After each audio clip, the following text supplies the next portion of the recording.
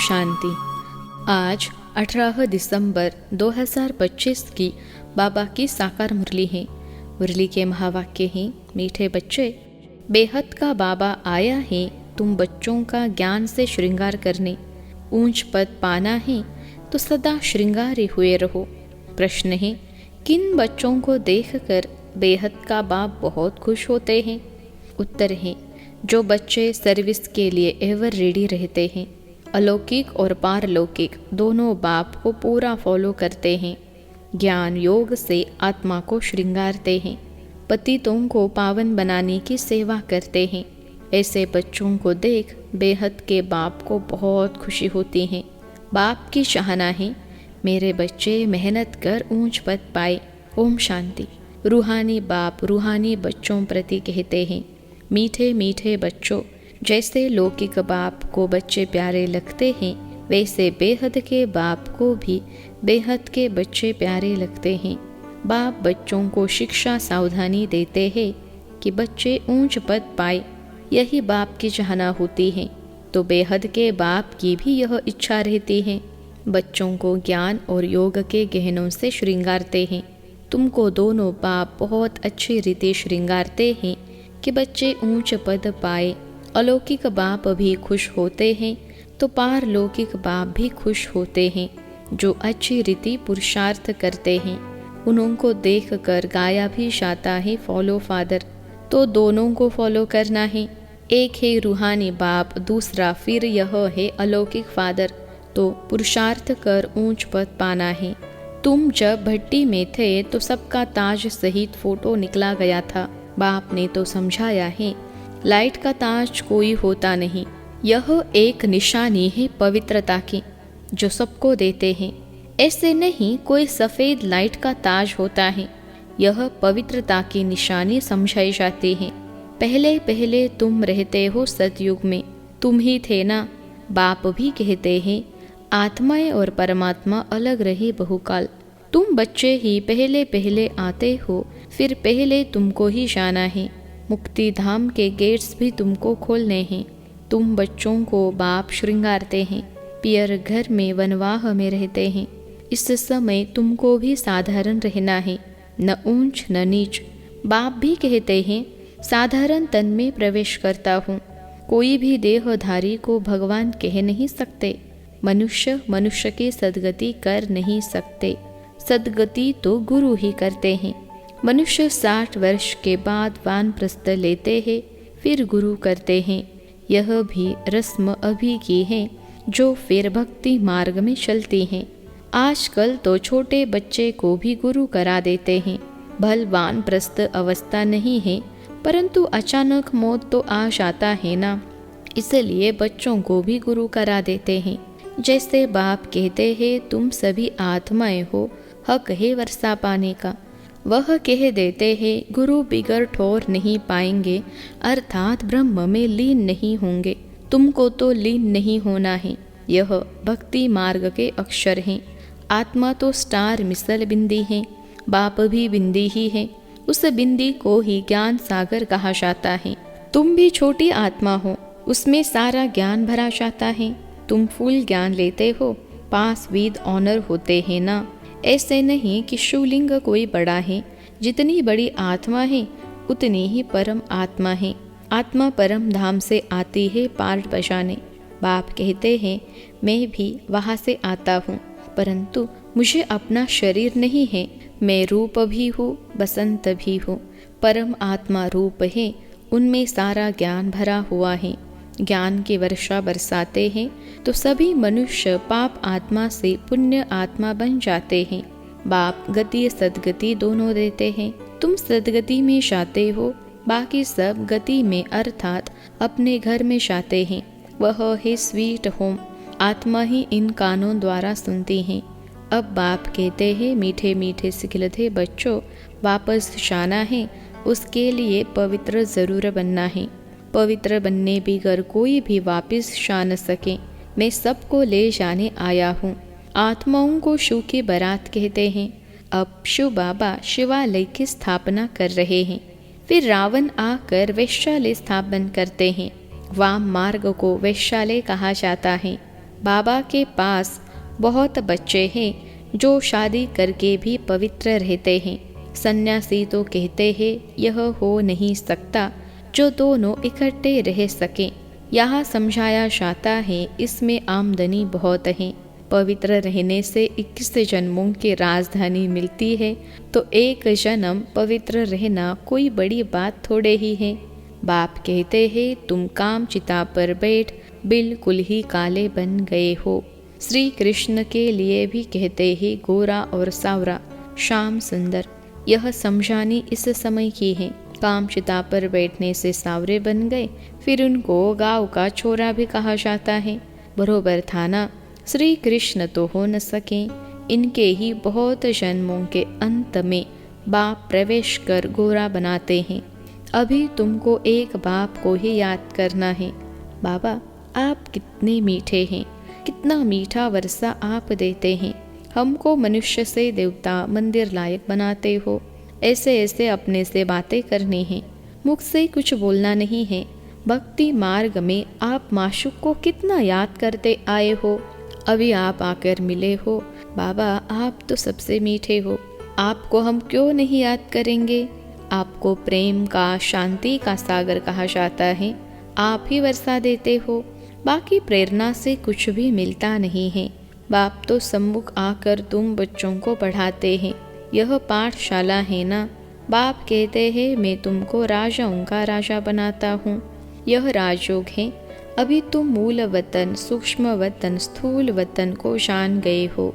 इतनी छोटी आत्मा कैसे पाठ बजाती है भी बना बनाया। इनको कहा जाता है अनादि अविनाशी वर्ल्ड ड्रामा। ड्रामा फिरता रहता है, इसमें संशय की कोई बात नहीं। बाप सृष्टि के आदि मध्य अंत का राज समझाते हैं। तुम स्वदर्शन चक्रधारी हो, तुम्हारी बुद्धि में सारा चक्र फिरता रहता है, तो उससे तुम्हारे पाप कट जाते हैं। बाकी श्री कृष्ण ने कोई स्वदर्शन चक्र चलाकर हिंसा नहीं की। वहाँ तो न लड़ाई की हिंसा होती, न काम कटारी चलती है। डबल अहिंसक होते हैं। इस समय तुम्हारी 5 विकारों से युद्ध चलती है, बाकी और कोई युद्ध की बात ही नहीं। अब बाप है ऊंचते ऊंच, फिर ऊंचते ऊंच यह वर्षा लक्ष्मी नारायण इन जैसा ऊंच बनना है। जितना तुम पुरुषार्थ करेंगे उतना ऊंच पद पाएंगे। कल्प कल्प वही तुम्हारी पढ़ाई रहेगी। अभी अच्छा पुरुषार्थ किया तो कल्प कल्प करते रहेंगे। जिस्मानी पढ़ाई से इतना पद नहीं मिल सकता जितना रूहानी पढ़ाई से मिलता है। ऊंचते ऊंच यह लक्ष्मी नारायण बनते हैं। यह भी है तो मनुष्य, परंतु देवी गुण धारण करते हैं, इसलिए कहा जाता है। बाकी 8-10 भुजाओं वाले कोई है नहीं। भक्ति में दीदार होता है तो बहुत रोते हैं, दुख में आकर बहुत आंसू बहाते हैं। यहाँ तो बाप कहते हैं आंसू आया तो फेल, अम्मा मरे तो हलवा खाओ। आजकल तो बॉम्बे में भी कोई बीमार पड़ते व मरते हैं तो बीके को बुलाते हैं कि आकर शांति दो। तुम समझते हो आत्मा ने एक शरीर छोड़ दूसरा लिया, इसमें तुम्हारा क्या जाता, रोने से क्या फायदा। कहते हैं इनको काल खा गया, ऐसी कोई चीज है नहीं। यह तो आत्मा आपे ही एक शरीर छोड़ जाती है, अपने समय पर शरीर छोड़ भागती हैं। बाकी काल कोई चीज नहीं है। सतयुग में गर्भ महल होता है, सजा की बात ही नहीं। वहाँ तुम्हारे कर्म अकर्म हो जाते हैं। माया ही नहीं जो विकर्म हो, तुम विकर्माजीत बनते हो। पहले पहले विकर्माजीत संवत चलता है, फिर भक्ति मार्ग शुरू होता है तो विक्रम संवत शुरू होता है। इस समय जो विकर्म किए हैं उस पर जीत पाते हो। नाम रखा जाता है विकर्माचित। फिर द्वापर में विक्रम राजा हो जाता। विकर्म करते रहते हैं। सुई पर अगर कट चढ़ी हुई होगी तो चुंबक खींचेगा नहीं। जितना पापों की कट उतरती जाएगी तो चुंबक खींचेगा। बाप तो पूरा प्योर हैं, तुमको भी पवित्र बनाते हैं योग बल से। जैसे लौकिक बाप भी बच्चों को देख खुश होते हैं ना, बेहद का बाप भी खुश होता है बच्चों की सर्विस पर। बच्चे बहुत मेहनत भी कर रहे हैं। सर्विस पर तो हमेशा एवर रेडी रहना है। तुम बच्चे हो पतितों को पावन बनाने वाले ईश्वरीय मिशन। अभी तुम ईश्वरीय संतान हो, बेहद का बाप है और तुम सब भाई बहन हो, बस और कोई संबंध नहीं। मुक्ति धाम में है ही बाप और तुम आत्माएं भाई भाई। फिर तुम सतयुग में जाते हो तो वहाँ एक बच्चा एक बच्ची, बस। यहाँ तो बहुत संबंध होते हैं, चाचा काका मामा आदि। मूल वतन तो है ही स्वीट होम, मुक्ति धाम। उसके लिए मनुष्य कितना यज्ञ तप आदि करते हैं, परंतु वापिस तो कोई भी जा न सके। गपोड़े बहुत मारते रहते हैं। सर्व का सदगति दाता तो है ही एक, दूसरा न कोई। अभी तुम हो संगम युग पर, यहाँ है ढेर मनुष्य। सतयुग में तो बहुत थोड़े होते हैं, स्थापना फिर विनाश होता है। अभी अनेक धर्म होने कारण कितना हंगामा है। तुम 100% सॉल्वेंट थे, फिर 84 जन्मों के बाद 100% इनसॉल्वेंट बन पड़े हो। अब बाप आकर सबको जगाते हैं। अब जागो, सतयुग आ रहा है। सत्य बाप ही तुमको 21 जन्मों का वर्षा देते हैं। भारत ही सचखंड बनता है। बाप सचखंड बनाते हैं, झूठ खंड फिर कौन बनाते हैं?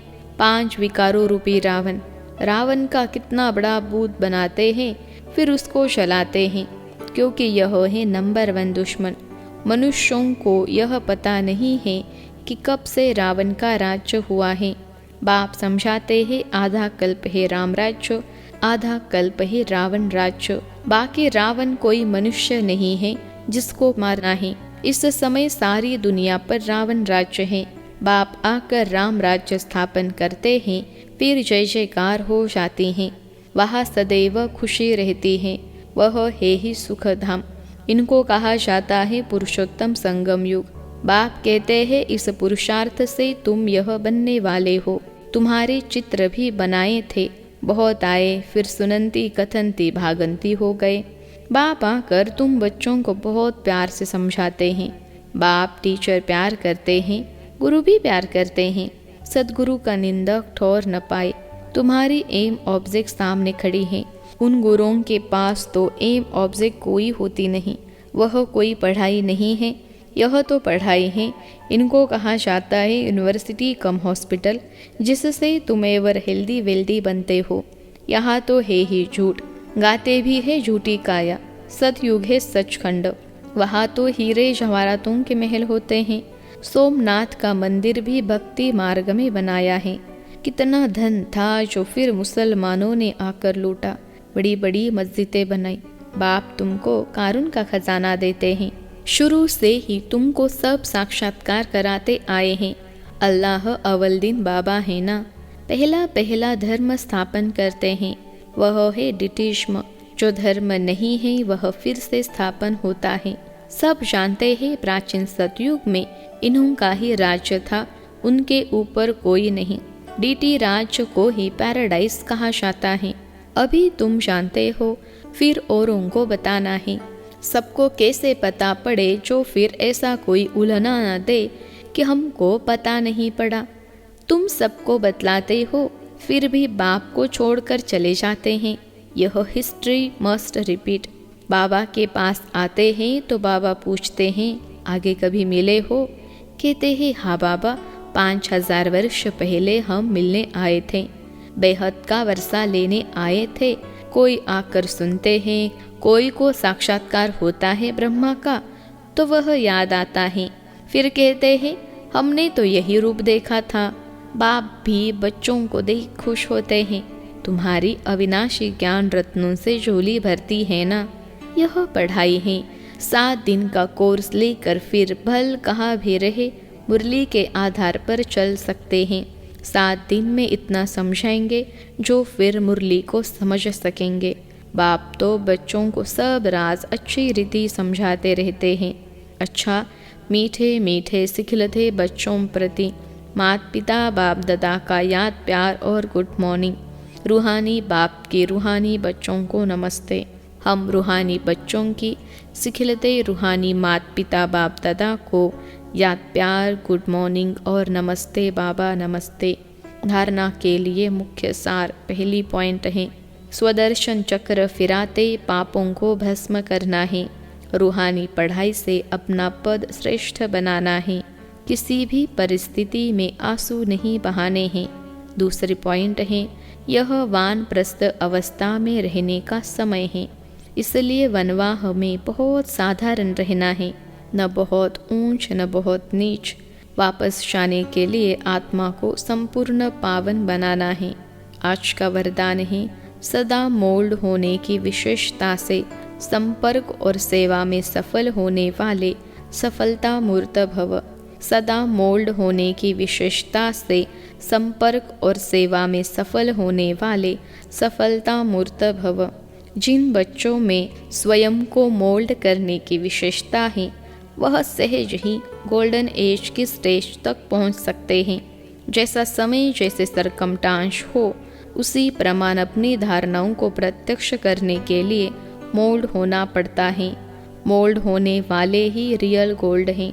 जैसे साकार बाप की विशेषता देखी, जैसा समय जैसा व्यक्ति वैसा रूप, ऐसे फॉलो फादर करो तो सेवा और संपर्क सब में सहज ही सफलता मूर्त बन जाएंगे। आज का स्लोगन है, जहाँ सर्व शक्तियाँ हैं वहाँ निर्विघ्न सफलता साथ है। जहाँ सर्व शक्तियाँ हैं वहाँ निर्विघ्न सफलता साथ है। अव्यक्त इशारे, अब संपन्न व कर्मातीत बनने की धून लगाओ। जैसे साकार में आने जाने की सहज प्रैक्टिस हो गई है, वैसे आत्मा को अपनी कर्मातीत अवस्था में रहने की भी प्रैक्टिस हो। अभी अभी कर्म योगी बन कर्म में आना, कर्म समाप्त हुआ फिर कर्मातीत अवस्था में रहना, इसका अनुभव सहज होता जाए। सदा लक्ष्य रहे कि कर्मातीत अवस्था में रहना है। निमित्त मात्र कर्म करने के लिए कर्म योगी बने फिर कर्मातीत। अच्छा, ओम शांति।